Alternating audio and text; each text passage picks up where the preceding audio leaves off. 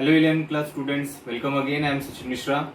And students, you know that we are on chapter number 1, and so far we have completed topics up to subset of a set, and now it's time to move further towards the next topic, that is Venn diagrams and operations on sets. So let us start now. Students, welcome back again in 11th class. And now we were on chapter number 1, that is sets. In the last lecture, till the last lecture, we had completed the topic subsets and universal set, the concept of universal set. And now we have to go through the next thing, that is Venn diagram of sets. Venn diagram and some operations. Venn diagram. See, Venn diagram means it is simply the geometrical representation of sets only. You know that if A is any set 1, 2, 3, suppose, and for this the universal set is suppose natural numbers 1 to 10, then this system of sets can also be represented geometrically by using this figure. Here this rectangle represents universal set, and you know that this set A lies somewhere in this one, so it is represented by a circle A, and the elements are placed here making dots 1, 2 and 3, and the rest of the elements of this universal set will lie outside. So this is the Venn diagram for a single set. If suppose there are two sets like A is equal to 1, 2, 3, and suppose B is equal to 3, 4, 5, like this one in the same universal set, then for this one the Venn diagram is as follows. Here this rectangle represents universal set. Students, you keep in mind that always outside here in the top right will mention the universal set. You will write the symbol for universal set. Then A is this one. A is a subset of universal set, so it lies here, and B is also, it lies here, and you see that A and B have one element common, so we should draw the figure in this way. The two circles, the sets shown by circles, will be intersecting. The common element will lie here, and the non-common elements of A will lie here, 1 and 2 here, and 4 and 5 here. See students, it is not always necessary to write the elements. The number of elements is very less here, so we have written, but if the number of elements is too large, we need not write. In fact, we need not write the elements. It is only symbolic or geometrical representation. It is for our understanding only. We deal with some practical problems by drawing Venn diagrams only. Generally, we do not require to write the elements. See students, this was about the Venn diagram of two sets. If there are three sets, then three sets there are different cases. Different cases means two of them may be intersecting, some of them may be non-intersecting. See, if these two sets are intersecting means they have some elements common, so we have drawn this one. If suppose A and B do not have any element common, like A consists 1, 2, 3 and B consists of suppose 6, 7 and 8, then in this case the Venn diagram would be like this one. Since A and B are non-intersecting, they do not have any element common, so this is actually the Venn diagram for this.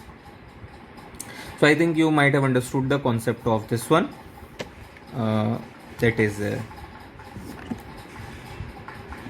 Venn diagram. Now we'll go through, we have to learn about some operations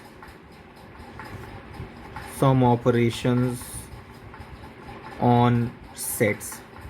See, just like we have operations, addition, multiplication, subtraction, division, these operations we have in case of real numbers. Similar kind of operations are there for sets also. The first one is the union of two sets.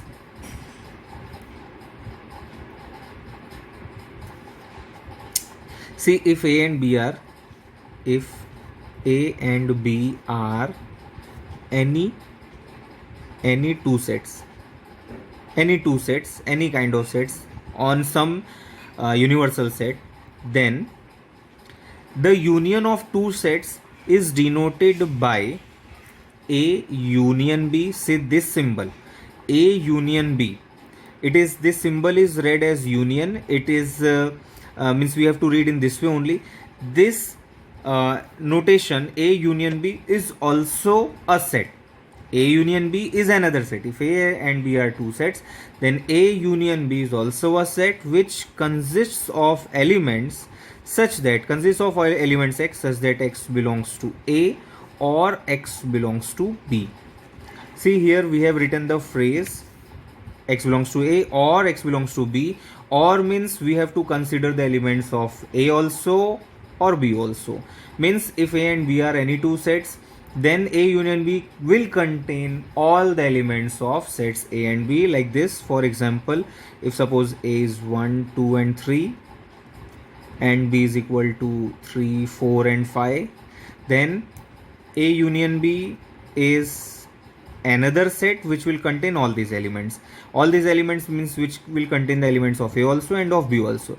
But see, since both of them have 3, it doesn't mean that 3 is written twice. We have to write 1, 2, 3, 4 and 5 only. You know that in a set an element is written only once. So this is about union. Or means that we have to consider the elements of A also and B also. Means elements of both the sets will be grouped here. This is union. Now union has some properties. Let us discuss those properties here. Union of two sets has this one.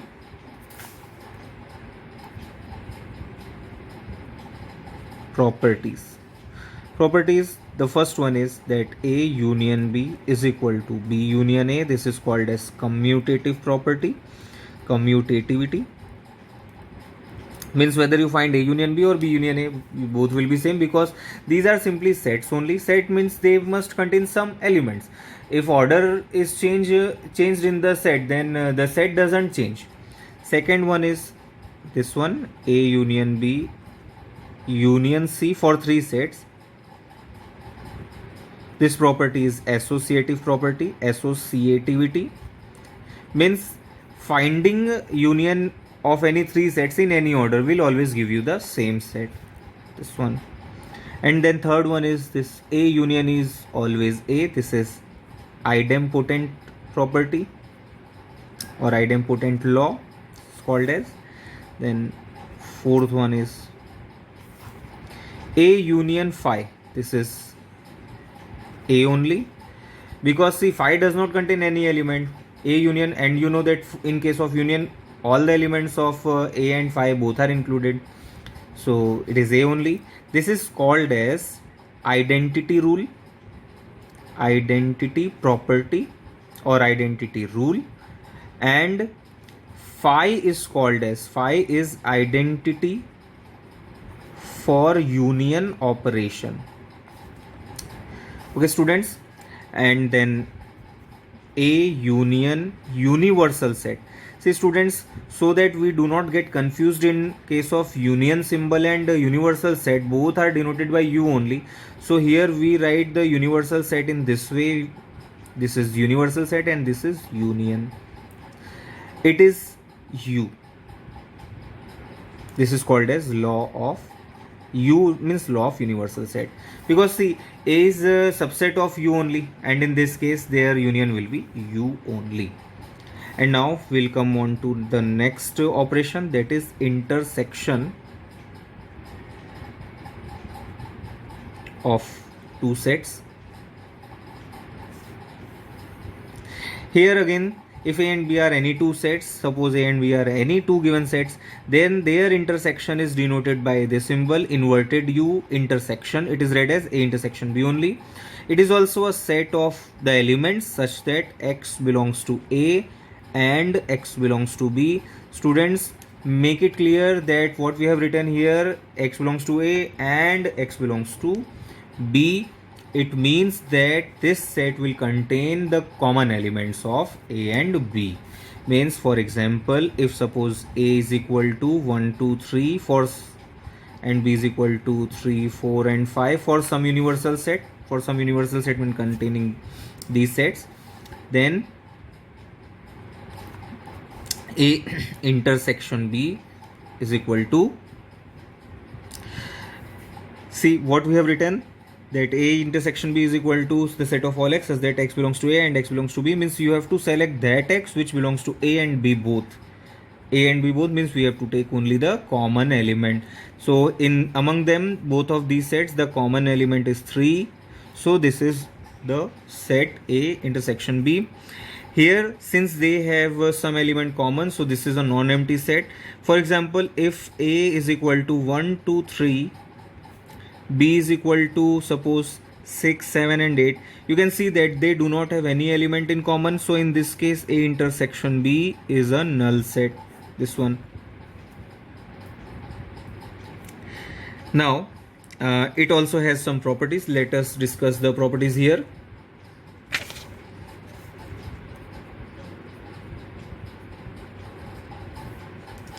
Number 1, that is A intersection B is equal to B intersection A. This is also commutative property. And number 2, A intersection B intersection C is equal to A intersection B intersection C, means again same, that finding the intersection of three sets in any order is associative. This property is also called as associativity, this one. Then third property is A intersection A is A only. This is idempotent property or idempotent rule, idempotent law. Since we need common elements, both sets are same, so their common elements will give you the set A only. Then A intersection phi is phi, students, no, make it clear, since we want common elements. It does not have any element, so there is nothing common, so this intersection is phi only. This is called as law of phi. There is no such law of identity exists in case of this one intersection. And then A intersection U, U means universal set, is A. This is called as law of U. Since we want intersection common elements, so obviously this A lies inside U, so common elements means all elements of A. And then one more property is there, this is distributive property.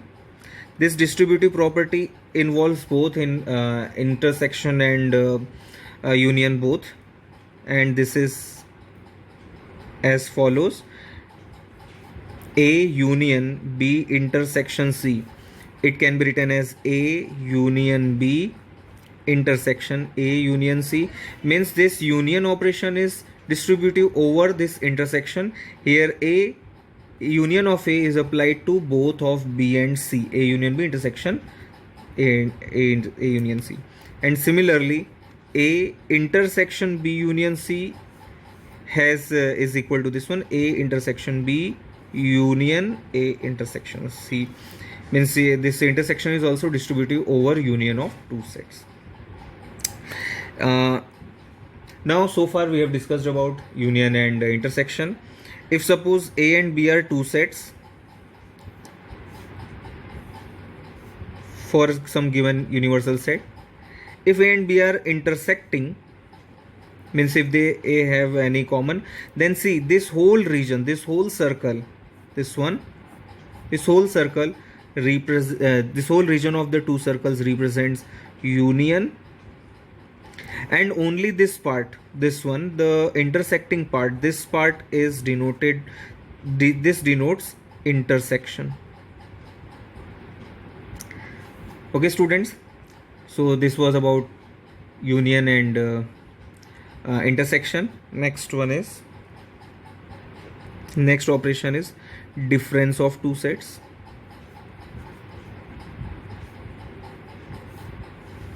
If A and B are any two sets, then another operation is there which is denoted by this symbol A minus B.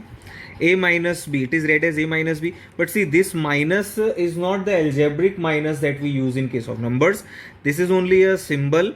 a minus b, and this whole expression is also a set which contains all the elements such that x belongs to a and x does not belong to b. It means that a minus b contains the elements of a which are not common to b. Similarly, b minus a contains the elements which belong to b and which do not belong to a. This one means suppose a is equal to 1, 2 and 3, b is equal to 3, 4 and 5, taking same example. Then a minus b, see they have 3 common. A minus b, as from this definition it is clear, a minus b is the set of all those elements which belong to a but not belong to b. If you look at this one, a, it contains 3 elements, so 3 belongs to b also, means a minus b will contain the elements of a which do not belong to b, that is 1 and 2 only. And similarly, b minus a means which belongs to b but not belongs to a. So in b 3 elements are there, 3, 4 and 5, but of these 3 belongs to a also, so we will discard 3. So this is 4, 5, b minus a is 4 and 5. So I think you might have got cleared about this one. And in case of this Venn diagram, the region a minus b is represented by this one. This is a minus b, means only this region, this one, that is of region a, non-common with b, and this region is b minus a, that is means the part of set b non-common to a, this one. See students, if a and b are non-intersecting, here a and b were intersecting sets, if a and b are suppose non-intersecting, like this one, if suppose a is 1, 2 and 3 and b is 6, 7 and 8, you can see that a and b do not have any element common. So in this case, a minus b is a and b minus a is b only, because by definition a minus b means all the elements of a not common to b. So all the, here in this case, all the elements of a, they are non-common to b. So this is a only, means 1, 2, 3, and b minus a will be 6, 7 and 8 only. Now see, we have covered one more means one topics of one more exercise, that is Venn diagram and operations on sets. There are various questions in this exercise, that is 1.5. You have to complete this exercise, students, and it's very simple. Again, this is this contains a few questions only, not too much. There are sorry, this exercise is 1.4. This contains only 12 questions.